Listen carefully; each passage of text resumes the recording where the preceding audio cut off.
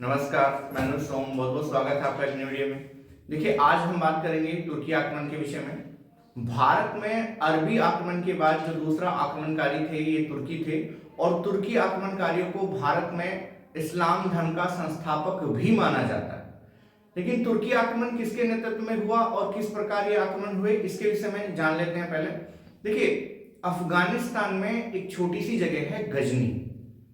तो गजनी में क्या होता है, गजनी के अंदर गजनी साम्राज्य की स्थापना अल्पतगीन के द्वारा की गई थी, और अल्पतगीन ने गजनी साम्राज्य की स्थापना 962 में की थी। अल्पतगीन का एक गुलाम था जिसका नाम था सुबुक्तगीन। इस सुबुक्तगीन ने भारत पे पहली बार आक्रमण किया, और इसने भारत पे जो आक्रमण किया है, ये आक्रमण जयपाल के विरुद्ध हुआ था। अब ये जयपाल कौन है? देखिए, इस समय क्या है, अफगानिस्तान का जो निचला हिस्सा है, अफगानिस्तान के निचले हिस्से में काबुल और जाबुल राज्य था, और इन क्षेत्रों में हिंदू शाही राजवंश का शासन था। हिंदू शाही राजवंश में एक राजा हुए हैं जयपाल। हालांकि जयपाल ये कहा जाता कि जयपाल वे पहले राजा थे जिन्होंने इन तुर्की आक्रमणों से बचने के लिए सबसे पहले सुबुक्तगीन पर आक्रमण किया था। लेकिन जयपाल जो है एक दर्रे में बर्फीली हवाओं के कारण पराजित हो गए थे, और बाद में फिर सुबुक्तगीन के द्वारा जो है राजा जयपाल के ऊपर आक्रमण किया, जिसमें जयपाल की हार हुई थी। तो ये जो क्षेत्र है, जो हमारा गजनी क्षेत्र है, तो गजनी की जो नींव रखी है वो नींव रखी थी आपका अल्पतगीन ने, और अल्पतगीन का गुलाम था सुबुक्तगीन। सुबुक्तगीन ने 977 में यामिनी वंश की स्थापना की, और इसी यामिनी वंश के पहला जो शासक, जैसे मैंने आपको बताया है, सुबुक्तगीन ने भारत पे पहला आक्रमण किया था। तो भारत में तुर्की, अगर क्वेश्चन आता है कि भारत में सफल तुर्की आक्रमण किसके द्वारा किया गया था, तो ये सुबुक्तगीन के द्वारा किया गया था। और सुबुक्तगीन ने जो है हिंदू शाही राजवंश के जो राजा हुए हैं जयपाल, इन्हें पराजित किया। अब इसके बाद क्या होता है, देखिए, हिंदू शाही जो वंश है, ये हिंदू शाही जो वंश है, इसका जो क्षेत्र है ये काबुल और पंजाब है, और इनकी राजधानी उदय भांडपुर या फिर वैहिंद, उदय भांडपुर को वैहिंद भी कहा गया है। ये भी क्वेश्चन एग्जाम में काफी बार पूछा जा चुका है कि हिंदू शाही राजवंश की राजधानी क्या थी, तो उदय भांडपुर थी, और उदय भांडपुर को ही वैहिंद भी कहा गया है। ठीक है, तो इसके बाद क्या होता है, सुबुक्तगीन की बाद में क्या हो जाती है, मृत्यु। और सुबुक्तगीन का जो है पुत्र, जिसका नाम था महमूद गजनवी। महमूद गजनवी 998 में गजनी की गद्दी पर बैठता है। लेकिन ये क्या करता है, देखिए, सुबुक्तगीन का जो छोटा लड़का था, इसका नाम था इस्माइल।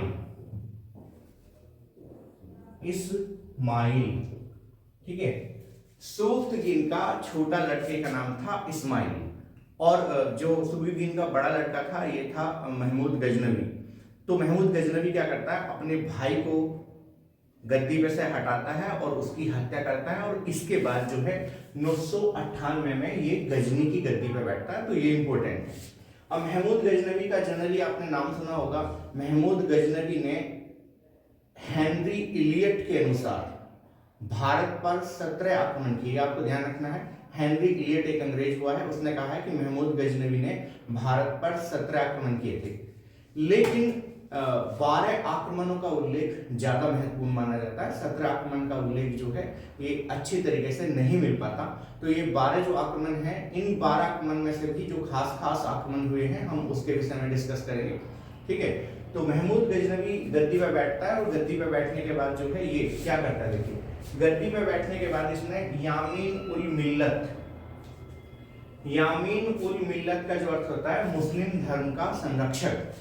तो ये ध्यान रखेंगे आप, यामीन उल मिल्लत का जो अर्थ है वो मुस्लिम धर्म का संरक्षक है। तो यामीन उल मिल्लत की उपाधि धारण की। इसके अलावा यामीन उल दौला, सॉरी मैं प्रोनाउंसिएशन पहले गलत बोल गया था, ये है अमीन उल मिल्लत। ठीक है, और दूसरी बात, जो दूसरी उपाधि धारण करता है ये है यामीन उल दौला की। तो यामीन उल दौला का जो अर्थ है वो है साम्राज्य का दाहिना हाथ। तो ये क्या करता है, ये दो उपाधि धारण करता है, अमीन उल मिल्लत और यामीन उल दौला। और सबसे बड़ी बात है, इस्लाम धर्म में पहला जो सुल्तान हुआ है वो भी महमूद गजनवी है। अब सुल्तान का कॉन्सेप्ट क्या है ये भी आप समझ लीजिए। देखिए क्या होता है, जैसे मैंने पिछली वीडियो में आपको बताया था कि पिछली वीडियो में जो है इस्लाम धर्म का जो उदय हुआ है हमने उसके विषय में चर्चा की थी। तो इस्लाम धर्म का जब उदय हुआ, मोहम्मद साहब की जब 632 में मृत्यु हुई और उनके जो उत्तराधिकारी हुए वे 4 पवित्र खलीफा कहलाए। अब होता क्या कि इस्लाम धर्म में जो शरीयत है उसके अनुसार एक ईश्वर यानी कि अल्लाह और एक ही साम्राज्य यानी कि इस्लाम का शासन और एक शासक यानी कि खलीफा, इसकी अवधारणा है। लेकिन क्या होता है, जैसे ही खलीफा का साम्राज्य बहुत ज्यादा बढ़ता है तो खलीफा के साम्राज्य बढ़ने के बाद क्या होता है, खलीफा इतने बड़े क्षेत्र पर स्वयं शासन नहीं कर सकता, तो उस खलीफा के जो है सहायक के रूप में सूबेदारों की नियुक्ति होती है। लेकिन बाद में क्या होता है, ये सूबेदार अपने आप को सुल्तान कहलाना पसंद करते हैं। हालांकि ये जो है ये सुल्तान जो है ये खलीफा के सहायक की उपाधि धारण करते हैं। ये ध्यान से आपको रखना है कि ये जो सुल्तान है ये खलीफा के सहायक की उपाधि खलीफा के सहायक की उपाधि धारण करते हैं। इसका कारण ये बताया गया है कि इस्लाम धर्म में चूंकि माना गया कि शासक जो है एक ही होगा और वो खलीफा, तो ये खलीफा के सहायक या फिर प्रतिनिधि की उपाधि धारण कर शासन करते थे, ताकि जो इस्लामी जो प्रजा है वो शासक के प्रति जो है निष्ठावान बनी रहे और शासक के प्रति वो विद्रोह ना करे।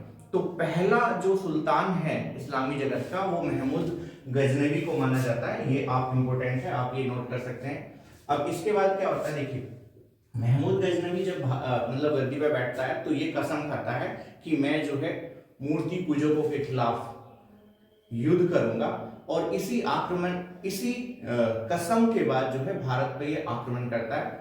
तो भारत पे जो ये आक्रमण होते हैं ये खैबर दर्रे से होते हैं। अब खैबर दर्रा भारत का प्रवेश द्वार कहलाता है, ये एग्जाम आया, ये आप अच्छी तरीके से नोट करें। खैबर दर्रा जो है क्या है, ये भारत का प्रवेश द्वार है और खैबर दर्रे से ही गजनवी भारत आता है। जिस समय महमूद गजनवी ने भारत पे आक्रमण किया, इस समय की अगर हम भारत की स्थिति की बात करें तो भारत जो है छोटे छोटे राज्यों में बटा हुआ था, कोई कंबाइंड शक्ति यहाँ पर नहीं थी, ठीक है। और जो राजा थे ये आपस में लड़ रहे थे, तो आपसी फूट की वजह से महमूद गजनवी भारत में काफी हद तक सफल रहा। लेकिन हम ये जान लेते हैं, देखिए क्वेश्चन आता है कि जब महमूद ने भारत पर आक्रमण किया तो उस समय जो है भारत की कंडीशन क्या है, भारत पे जो शासक हैं वे कौन कौन है। तो भारत में कश्मीर में रानी दिद्दा का शासन है, ठीक है। कन्नौज की अगर हम बात करेंगे तो कन्नौज में राज्यपाल का शासन है जो गुर्जर प्रतिहार शासक है ये। इसके बाद अगर हम बंगाल की बात करेंगे तो बंगाल में पाल वंश का शासन है, बंगाल का जो शासक है ये है महिपाल। इसके बाद चंदेल, जो बुंदेलखंड क्षेत्र है यहाँ पे चंदेल शासक है विद्याधर। विद्याधर का जो है महमूद गजनवी के साथ युद्ध भी हुआ है और ये युद्ध बराबरी पे छुड़ा था, जिसमें कुछ इतिहासकारों ने ये लिख दिया कि विद्याधर की हार हुई थी, तो गलत है। अगर आप केसी श्रीवास्तव पढ़ोगे तो उसमें स्पष्ट लिखा हुआ है विद्याधर जो है महमूद गजनवी से हारा नहीं था और युद्ध बराबरी पे छूटा है। और बाद में जो है विद्याधर और गजनवी के बीच में जो है रिलेशन भी बने थे। तो विद्याधर वो पहला शासक था जिसने जो है महमूद गजनवी को एक तरीके से बराबरी पर रोका था। हालांकि ये भी कहा जाता कि 1015 में कश्मीर पे जब आक्रमण किया था महमूद गजनवी ने, तो वहां उस आक्रमण में भी कश्मीर पे जो आक्रमण हुआ है उस आक्रमण में भी जो है गजनवी जीत नहीं पाया था। तो ये पॉइंट इंपोर्टेंट है। इसके बाद जो है अगर मैं दक्षिण भारत में बात करूं तो दक्षिण भारत में इस समय चोल वंश के राजा हैं और ये राजा जो है राज प्रथम और राजेंद्र प्रथम, ये दो शासक हैं जो महमूद गजनवी के समयकालीन हैं। तो आप याद रखेंगे कि अगर क्वेश्चन आता है कि जब भारत में महमूद गजनवी ने आक्रमण किया तो किस किस वंश का शासन है, तो देखिए द्वारा रिपीट कर रहा हूं, कन्नौज में प्रतिहार वंश राज्यपाल, बंगाल में पाल वंश महिपाल, बुंदेलखंड में चंदेल वंश विद्याधर और दक्षिण में चोल वंश राजराज और राजेंद्र फर्स्ट और कश्मीर में रानी दिद्दा का शासन था। इसके बाद जो है अब भारत पे पहला जो आक्रमण गजनवी के द्वारा किया गया ये आक्रमण 1000 में हुआ था, जबकि कुछ किताब यहाँ 1001 लिखती है। देखिए यहाँ किताब जो 1001 लिखती है उसका गलती ये है कि 1000 में जो आक्रमण हुआ 1000 में आक्रमण जयपाल के विरुद्ध हुआ था, लेकिन ये आक्रमण कोई प्रबल आक्रमण नहीं माना जाता। 1001 का जो आक्रमण है जिसे वह हिंद फर्स्ट भी कहा गया है, तो जो एक का जो आक्रमण है ये ज्यादा आक्रमण सफल रहा था, इस वजह से किताबों में 1001 से आक्रमण दिया हुआ है, जब वो गलत है। तो आक्रमण जो हुआ है, देखिए मैं यहां लिखता हूं 1000 से लेके और 1027 तक भारत पे 17 आक्रमण हुए हैं हेनरी इलियट के अनुसार, ये आप याद रखेंगे। और इसमें जो 1001 में जो आक्रमण हुआ, ये जो आक्रमण हुआ 1001 में, ये राजा जयपाल जो हिंदू शाही राजवंश का शासक है, उसके खिलाफ हुआ था। और इस युद्ध को नाम दिया गया है वेहंद फर्स्ट।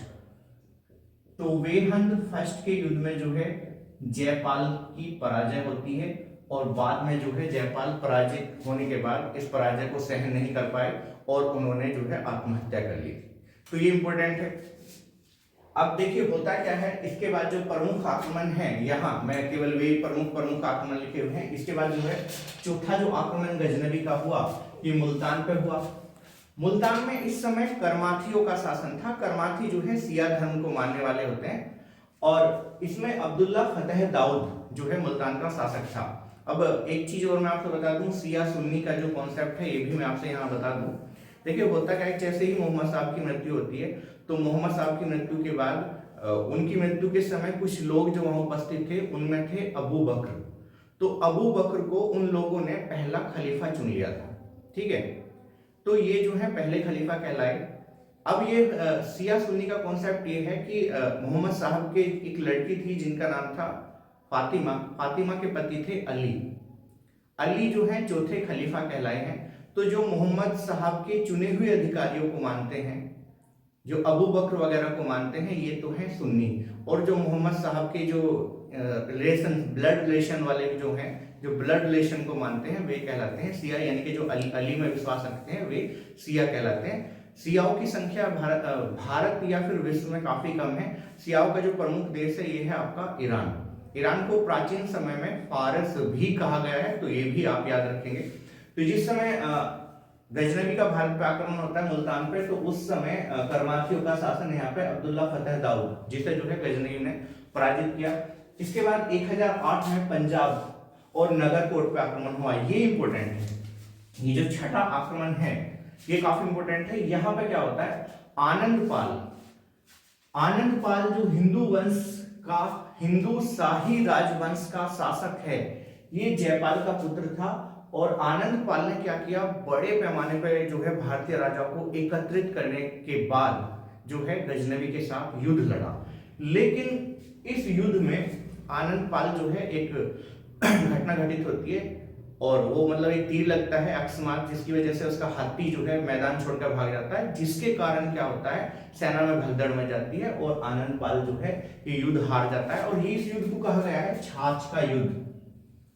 जो युद्ध है 1008 में, ये युद्ध कहलाता है छाछ का युद्ध। इस छाछ के युद्ध को वेहिंद के मैदान पर लड़ा गया था, तो वेहिंद सेकंड भी कहा जाता है। तो आप ये याद रखेंगे 1001 में जो जयपाल के विरुद्ध आक्रमण हुआ गजनवी का, वो वेहिंद फर्स्ट है। और जो दूसरा आक्रमण हुआ जो छाछ का युद्ध कहलाया है, वेहिंद सेकंड है। तो ये इंपॉर्टेंट है। इस युद्ध में आनंद पाल की जीतते जीतते हार हुई एक गलती की वजह से। इसके बाद जो है एक नौवां जो आक्रमण ये थानेश्वर में हुआ। 10वां आक्रमण हिंदू शाही राजवंश पर दोबारा होता है 1013 में। इसके बाद 12वां आक्रमण मथुरा में और कन्नौज पे हुआ था। ये इंपॉर्टेंट है। जो 12वां आक्रमण है ये कन्नौज पे जो आक्रमण हुआ है, मथुरा और कन्नौज पे, इसके विषय में जो गजनवी का समकालीन इतिहासकार है जिसका नाम है कुतुबी, वो ये कहता है कि मथुरा का वैभव बहुत अलग था। मथुरा में एक विशाल जो है कृष्ण जी का मंदिर था। इसके विषय में ये कहा गया, खुद महमूद गजनवी ने कहा है कि अगर मैं इस मंदिर को बनाऊंगा तो मुझे लगभग 200 साल जो है इस मंदिर को बनाने में लगेंगे और दुनिया की अकूत संपत्ति मुझे एकत्रित करनी पड़ेगी। तो मथुरा और कन्नौज पे जो आक्रमण हुआ, बड़े पैमाने पे आदम कद लगभग 6-6.5 फुट की जो मूर्तियां थी वो जो है गजनवी ले जाई गई थी। तो बहुत राशि यहाँ से लूटी गई है मथुरा और कन्नौज पे। और कन्नौज पे जब ये आक्रमण होता है तो कन्नौज का जो राजा है वो है राज्यपाल। राज्यपाल जो है ये छोड़ के भाग जाता है, प्रतिहार राजा है। और ये राज्यपाल जो है इस कन्नौज जो जगह है इसे छोड़कर भाग जाता है। और इसी के बाद में क्या होता है, भारतीय राजा जिनमें विद्याधर प्रमुख था, विद्याधर ने एक संघ बनाया और राज्यपाल की हत्या की, क्योंकि राज्यपाल को उन्होंने जो है कायर माना, और इसकी हत्या करने के बाद जो है फिर इन्होंने गजनवी से सामना करने के लिए एक सेना एकत्रित की। और इसके बाद जो 14वां आक्रमण हुआ वो ग्वालियर और कालिंजर पे, ये जो आक्रमण हुआ है 14वां, ये आक्रमण पूर्ण रूप से सफल नहीं हुआ। जैसे मैंने अभी आपको बताया था कि विद्याधर जो है वो पहला शासक था जो महमूद गजनवी से युद्ध हुआ वो बराबरी पे छुटा। हालांकि किसी बहुत सी किताब जो है, अगर आप छोटे लेवल की किताब पढ़ रहे हो तो यहाँ पर विद्याधर को हारा हुआ दिखाया है, वो बहुत गलत है। विद्याधर हारा नहीं था। आप केसी श्रीवास्तव या फिर जो दूसरी अच्छी किताब है इनमें पढ़ सकते हैं, ऐसा कोई घटना जो है घटित नहीं हुई है। इसके बाद जो सबसे प्रसिद्ध आक्रमण है, और जो छोटे एग्जाम है अगर आप उसकी तैयारी कर रहे हैं तो सबसे ज्यादा आक्रमण आता है, जो प्रसिद्ध आक्रमण है 1025 सोमनाथ। देखिए सोमनाथ जो है, सोमनाथ भारत में शिव जी के 12 ज्योतिर्लिंग हैं और 12 ज्योतिर्लिंग में सोमनाथ पहला ज्योतिर्लिंग है। ये गुजरात में है। अब ये कहा जाता है कि जो शिवलिंग है ये हवा में लटका हुआ था और इस मंदिर में अकूत संपत्ति भरी हुई थी। तो गजनवी जो है, गजनवी ने अपने जो उसके गुप्तचर हैं उसके माध्यम से पता करा, जब उसने मथुरा के मंदिर को लूटा था तो उसे पता चला था मंदिर जो है बहुत संपत्ति का वो है, तो इसने ऐसे मंदिरों को चिन्हित किया जहाँ पे बहुत ज्यादा संपत्ति रखी हुई थी। तो उसी में जो है सोमनाथ का मंदिर उसे मिला और सोमनाथ पे 1025 में उसने आक्रमण किया। इस समय यहाँ पे भीम प्रथम शासक था, ये चालुक्य वंश का जो राजा है। तो भीम जो है चालुक्य वंश का शासक था। ये भी क्वेश्चन आता है कि जब गजनवी ने 1025 में यानी कि जब आक्रमण किया है गुजरात पर, तो यहाँ का शासक था भीम प्रथम।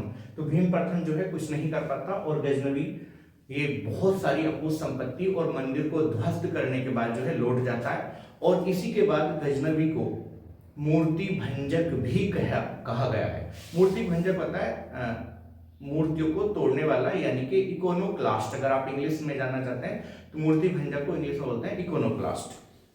तो जब गजनवी सोमनाथ का मंदिर जो है इसे लूट के जा रहा था तो बीच में जो है जाट जो लोग हैं, जाट लोगों ने जो है क्या किया, ये गजनवी को लूट लिया था। तो अंतिम जो आक्रमण होता है गजनवी का 1027 में सिंध पर हुआ था और ये जाटों के विरुद्ध आक्रमण था।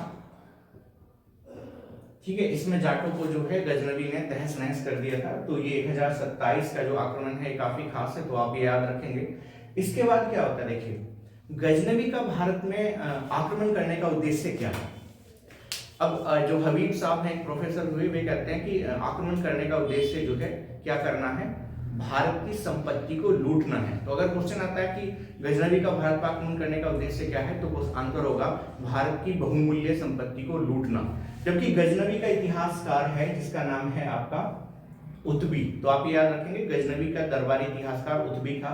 उत्बी कहता है कि गजनवी का भारत पर आक्रमण करने का कारण इस्लाम धर्म का प्रचार करना था। तो ये आप अच्छी तरीके से याद रखेंगे।